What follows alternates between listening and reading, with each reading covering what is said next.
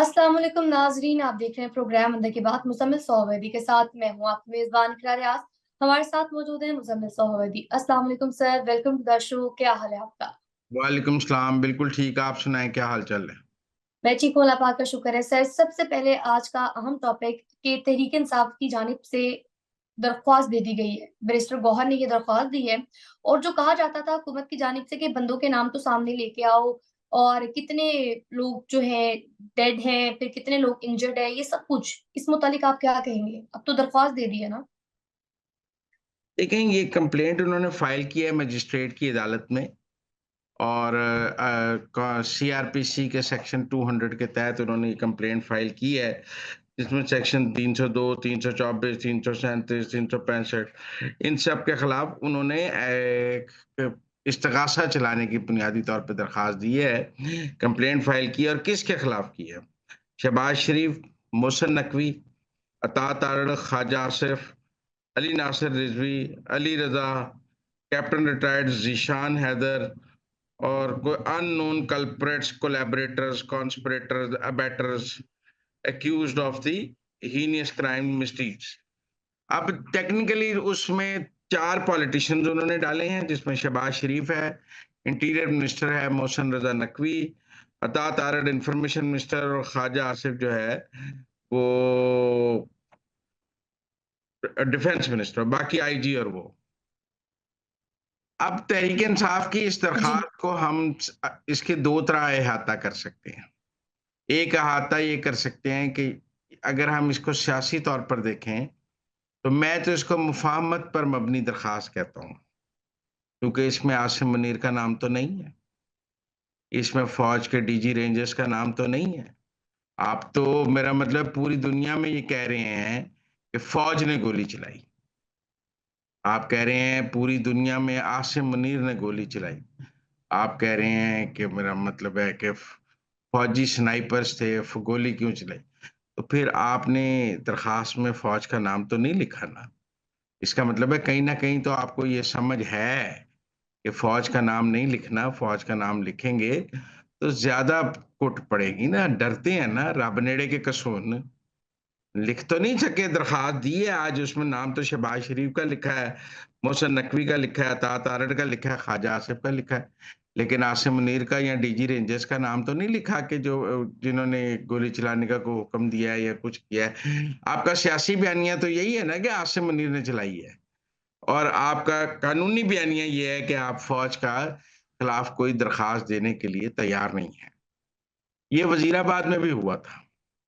इमरान खान ने अपने हाथों से दस्तखत के देके जनरल फैसल नसीर के खिलाफ दरखास्त नहीं दी थी, प्रेस कॉन्फ्रेंसें की थी, दरखास्त नहीं दी थी जाके अदालत में उनके खिलाफ। जब परवेज लाई ने कहा था कि आप अपनी मर्जी का एसएचओ लगवा के एफआईआर दर्ज करा लें, तो फिर ना आप एसएचओ लगवाया, ना आपने दरखास्त दायर की थी, ना आपने तब इस्तगासा दायर किया। तो पहली बात तो ये है कि ये आपने शहबाज शरीफ मुझसे जो है 4 वजीर और 4 पुलिस अफसरों के खिलाफ दायर किया है। अब कानून के मुताबिक मजिस्ट्रेट इस दरखास्त पर तहकीकात का हुक्म भी दे सकता है, और अगर 7 सबूत लगे हों तो फिर डायरेक्ट इनको नोटिस भी कर सकता है कि आपका इस्तगासे की कार्रवाई आपके खिलाफ शुरू की जाती है। मेरे ख्याल में तहकीकात की जाएंगी। पहली बात तो यह है कि जो 139 लोग उन्होंने कहा है मिसिंग है, ये कैसे साबित होगा कि ये हुकूमत ने गायब किए हुए हैं? एक जिसका नाम 59वें नंबर पर था, को खालिद मजारी, उसकी तो वीडियो आज चल रही है 59 नंबर पे कि मैं तो भाई कोई गायब नहीं हूं, मेरा नाम पीटीआई ने लिस्ट में कैसे डाल दिया है। मैंने वीडियो देखी है। अब ये 139 जो मिसिंग लोग हैं, ये कैसे ये बात ये पीटीआई प्रूव करेगी कि इन लोगों को जो है वो ये पुलिस के पास है, हुकूमत के पास है, फौज के पास है? इसका क्या सबूत है उनके पास? इल्जाम है ना।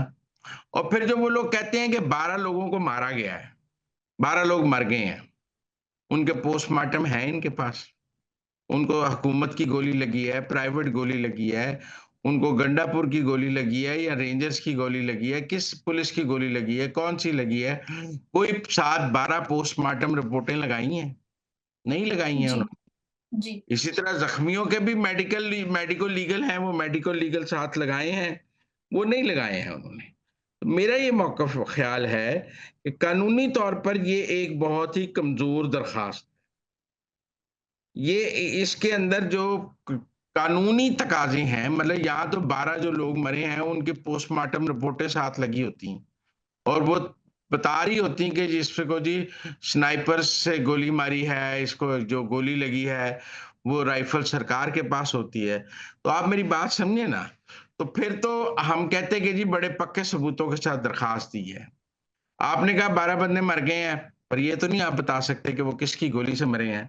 उनकी पोस्टमार्टम रिपोर्ट आपके पास है और फिर पाकिस्तान का कानून ये कहता है कि जिनके बंदे मरे हैं, मुद्दई तो वो बनेंगे ना। 12 बंदे मरे हैं, 12 वर्षा के दस्तखत मौजूद हैं इस दरख़्वास्त पर, वो कह रहे हैं कि हमारे बंदे हुकूमत ने मारे हैं। या तो आप कहें ना कि 12 वर्षा ने जिनके बंदे मरे हैं, उनके साथ बयान हल्फ़ी इन्होंने लगाए हैं कि हमारे बंदे हुकूमत ने मारे हैं और हमारा मुल्ज़िम शहबाज़ शरीफ है, हमारा मुल्ज़िम मोहसिन नकवी है, हमारा मुल्ज़िम अतात आरड़ा है, हमारा मुल्ज़िम नासिर रिज़वी है। या तो ये उन जिन जो लोग मरे हैं, उनके वरसा के बयान हल्फ़ी लगा देते, वो इनको केस करने की इजाज़त देते और कहते कि हमने बैरिस्टर अली ज़फ़र को या तहरीक-ए-इंसाफ को अपनी तरफ से केस करने की इजाज़त दी है, तो फिर उनके मुद्दई तहरीक-ए-इंसाफ बन सकती है। वैसे मुझे लग तब भी आप क्रिमिनल प्रोसीडिंग्स में नहीं बन सकते। लेकिन अगर आपको कोई कह भी दे कि आप मेरी जगह मुद्दई बन जाएँ, तो आप क्रिमिनल सिविल में तो बन सकते हैं, क्रिमिनल में नहीं बन सकते। वो जो 12 लोग बकौल इनके मरे हैं, उनके वरसा ही मुद्दई बनेंगे। ये 12 इनको इस्तग़ासे कंप्लेंट्स दायर करनी पड़ेंगी या एक कंप्लेंट के वो 12 मुद्दई मुश्तरका तौर पे आएँगे और कहेंगे कि जी हमारे बंदे इन्होंने मारे हैं। बैरिस्टर अली ज़फ़र की दरख़्वास्त बैरिस्टर अली ज़फ़र को कानून का कौन-सी शिक उनको मुद्दई बनने का इख्तियार देती है? तो पहली बात तो मेरे ख़्याल में इस पॉइंट पर ये कंप्लेंट शायद सस्टेन ना कर सके। दूसरी बात, जो ज़ख्मी हैं उनके भी मेडिको लीगल नहीं हैं और वो ज़ख्मी जो हैं वो खुद मुद्दई हैं। उनकी मुद्दई भी तहरीक-ए-इंसाफ तो नहीं है ना। जो जो लोग ज़ख्मी हुए हैं, वो ज़िंदा हैं, वो अपने मुद्दई खुद हैं। वो आकर कहेंगे कि हमें हुकूमत ने गोली मारी है, तो उनकी बात में वज़न होगा। लेकिन उनके बिहाफ़ पे तहरीक-ए-इंसाफ कैसे कह सकती है? तहरीक-ए-इंसाफ उनकी अगर तहरीक-ए-इंसाफ उनकी ज़िम्मेदार तो नहीं है ना कि उनकी उनकी जगह मुद्दई बन जाएगी। कानून ने ये बात तहरीक-ए-इंसाफ को इजाज़त तो नहीं दी है कि जी। कोई किसी की जगह मुद्दई बन जाए। और जो 139 लोग मिसिंग की ये बात कर रहे हैं, ये कैसे साबित होगा कि ये गवर्नमेंट ने मिसिंग किए हुए हैं? उनमें से हो सकता है ये गम बंदे पीटीआई ने खुद गायब किए हों, हुकूमत पर केस बनाने के लिए। कितने मफरूर और इश्तिहारी इस वक़्त केपी में रह रहे हैं। असलम इकबाल से लेके, हमाद अज़हर से लेके, मुराद सईद से लेके, अद्धी पीटीआई ते मफरूर ते इश्तिहारी है, मिसिंग पर्सन है इस वेले। मिसिंग जो मफरूर इश्तिहारी है, मिसिंग पर्सन है ना, कानून को तो नहीं मिल रहा ना। तो ये लोग भी कानून को नहीं मिल रहे, ये अपना हमाद अज़हर भी अपने